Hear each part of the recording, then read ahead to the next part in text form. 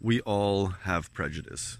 We all have perceptions of the way that the world should be or the way that it is. We have steadfast beliefs on how the world works.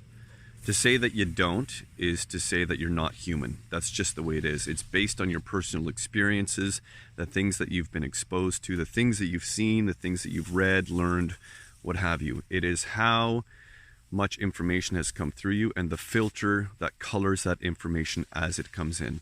That's what creates your personal perceptions and prejudices. And what happens when you voice those personal opinions is that you meet resistance against people that see the world otherwise, that have had different experiences from your own.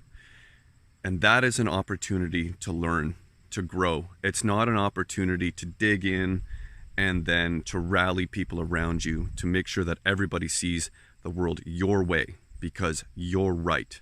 That's not what this is about.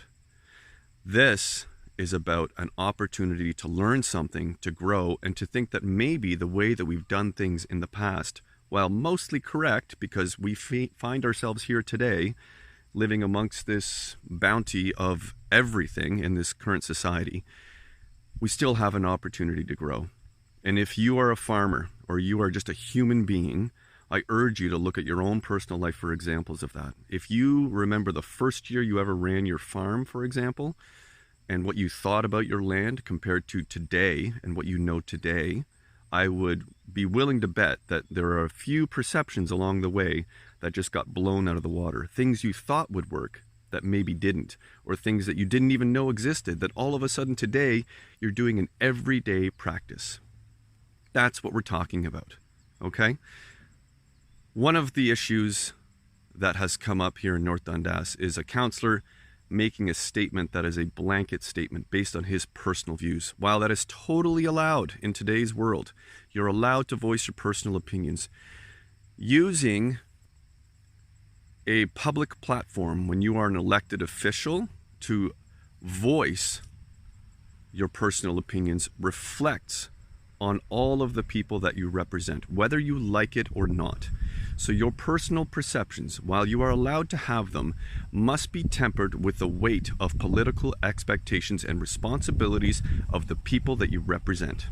That's what we're talking about. That's what this issue is. We are not talking about whether you agree with his personal views or not. That is irrelevant. What we are talking about is that there is a time and a place for that conversation, and as an elected official, that time and place is behind closed doors with the people that maybe you respect. And I am willing to bet when you have those conversations, you are going to meet personal resistance. Because if you just surround yourself with a bunch of yes men or yes women or whatever, people that just agree with you, eventually you find yourself talking to an echo chamber and you get left behind. I am willing to admit that I have prejudices. I am afraid. And that fear always will meet some sort of resistance.